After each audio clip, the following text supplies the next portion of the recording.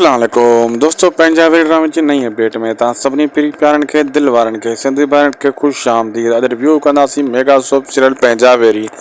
दोस्तों तव्हां ॾिठो ड्रामो कीअं ज़बरदस्त हली रहियो आहे, बहितरीनु हली रहियो आहे। पंजाबी ड्रामे में नवां किरदार भी सुठा ऐड थिया आहिनि ऐं तव्हां ॾिसो पिया त ख़ासि करे सावल जो किरदारु सभिनी खां सुठो आहे। बाक़ी दिलावर जो त कम जो किरदारु कोन्हे ऐं जाबर जो बि अहिड़ो भलो को किरदारु कोन हुयो, बोर किरदारु हुयो।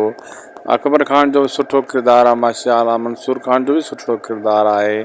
बाक़ी अदाकारी जे हिसाब सां अकबर ख़ान सभिनी खे मारियूं बीठो आहे ऐं सावल इन्हनि खे डायलॉग ॻाल्हाइण जा वॾा अंदाज़ ऐं तरीक़ा आहिनि। बाक़ी अदाकार पंहिंजे गुज़ारे में आहिनि।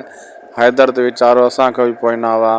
दोस्तों तव्हांखे सभु खां वधीक कंहिंजी कहाणी सुठी लॻे पई, अदाकार जो कहिड़े सीन सुठा पिया लॻनि, कहाणी रियासत जी भली या पंजाबी जी, इहो ॿुधाए सघो था कमेंट सेक्शन में।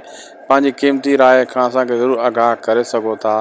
दोस्तों जो वीडियो पुॻो आहे पंहिंजी पुॼाणी ते। अगरि अपडेट सुठी लॻी त महिरबानी करे असांजे यूट्यूब चैनल उदासी टीवी के ज़रूरु सब्सक्राइब लाइक शेयर कंदा। मिलंदासीं तव्हां सां कंहिं ॿिए वीडियो में।